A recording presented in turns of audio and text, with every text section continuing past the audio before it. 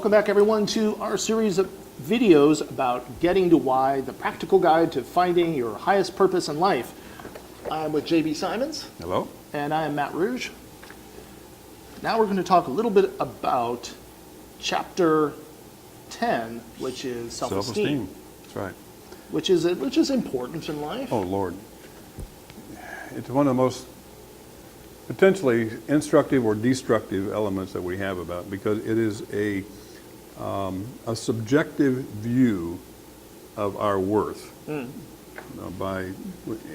once again, you can apply this to all 7 areas of your life, or overall.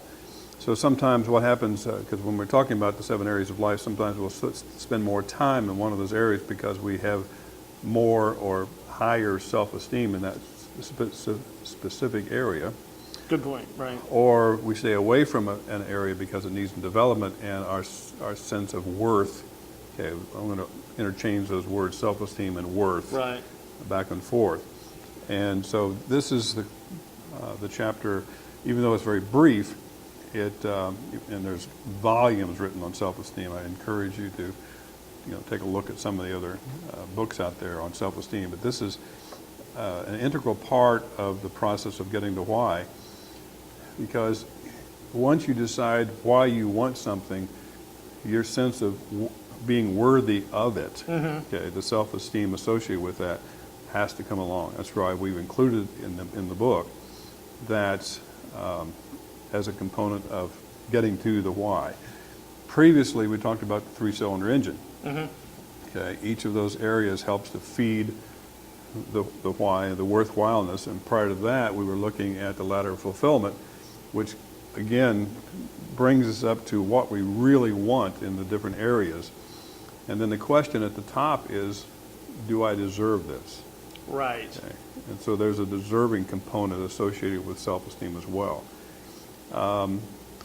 You can also attach the concept of self-destruction. And it goes along with self-esteem, is that we yes but ourselves. Yes, that's really nice, but I really don't deserve that. I'm not smart enough, I'm not good enough, I'm not talented enough, I'm not skilled enough, whatever it may be. Right. Those are all self-destructive attitudes. Right. Okay, now, there may be some reality to some of that. Right. But it doesn't have to destroy the process of getting what you want. Right. By the way, just to kind of create a little carrot out there, the next book is getting to how. So why you want something, next thing is how we get there. And there's a lot of how in this book. And so there'll be some carryover. One of the things I want to really talk about is the process of developing, because we're evolving here. Right. And now this self-esteem thing, you can watch people fail at something. And a good friend of ours was talking about a club or a group of talking about failure. Right. I'm not sure I want to belong to that particular group unless they're talking about how not to fail or the process of failure. One of the things that Nietzsche said years ago was that the most common, the most intimate of things are the most common. Meaning that I think that I'm the only one that has this kind of failure, this kind of this kind of what.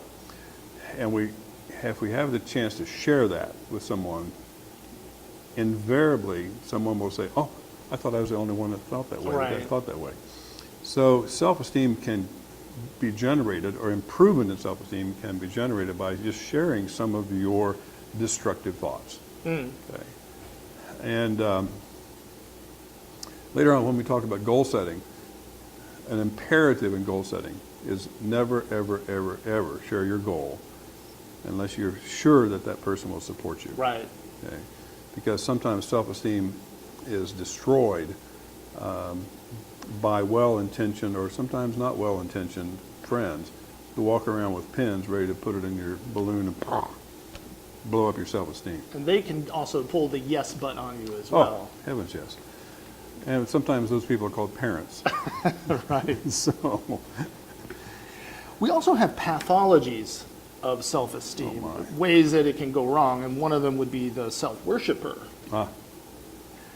Yeah, sometimes another term for that is narcissism, in terms of how well that person perceives themselves in an overabundance of I'm everything to everyone. Center of the universe. I'm really in love with myself. No, it's important that you love who you are, Right. but to the point of excessiveness, Right. where you basically begin repelling the world, that you're difficult to be around because you walk around in this, I'm really important. And we know, if you want to see some self-worshipers, I recommend Washington, D.C. Oh. There's a whole room full of them, I hear. Yeah, about 306 or so. And then the opposite of that would be the milquetoast, someone who is a doormat to everyone. Yes. If you look at it, at the concept of assertiveness, the high end would be the self-worshiper, the highly assertive, I'm in charge, everything I do, everything I say has a value, you should pay attention to me. The other end of the spectrum is the milquetoast. Your concept is exactly right. They are a doormat. Many times, the self-worshiper or the highly assertive is looking for a doormat. To kind of form a... No, not a bond. This person, their self-esteem is so low, they need someone to wipe their feet on them. And the other end of the spectrum is someone they're looking for someone to wipe their feet on. Right. Okay, so unfortunately, in the years of family counseling and therapy, I discovered a lot of marriages where the low self-esteem person married the high self-esteem person, and it was just awful. Okay, that I want to say it's destructive, but unfortunately, sometimes it worked because of the low self-esteem person felt that they deserved to be walked on, stepped on, to be a second or third class citizen, and the high self-esteem fulfilled that. Oh, right. So check that out. That doesn't sound very like a good trip. No, it's unhealthy. So then we also have the gutterball champion, who is the worst of both worlds. Yeah, there's a really positive spin on that, but the person talked about the gutterball champion is that it's one of those yes, but I know I didn't make a strike, but I really am the champion of mediocrity and just being okay. But there's a really positive story about, and it's a song, I think somewhere Kenny Rogers, about a young boy who throws the ball up in the air and he takes a big swing and he misses it. And then he keeps doing this. And he throws the ball up, and this song is a really very cute song. And at the end, he says, "I'm the greatest pitcher of all." and to me, that is a terrific song about self-esteem. Right. That he didn't destroy himself because he couldn't hit the ball. He just basically said, I'm a great pitcher. That's the reason why I'm not able to hit this thing. Right. And that's not a gutterball person. That's a person that makes lemonade out of the lemon situation of their life.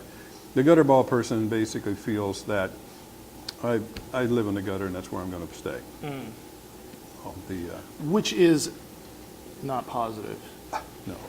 Okay, so we have a free workbook that you can download. It's in the paperback book. If you get the ebook, it doesn't come with the workbook, so you can download it for free, and you don't even have to buy the book to do this.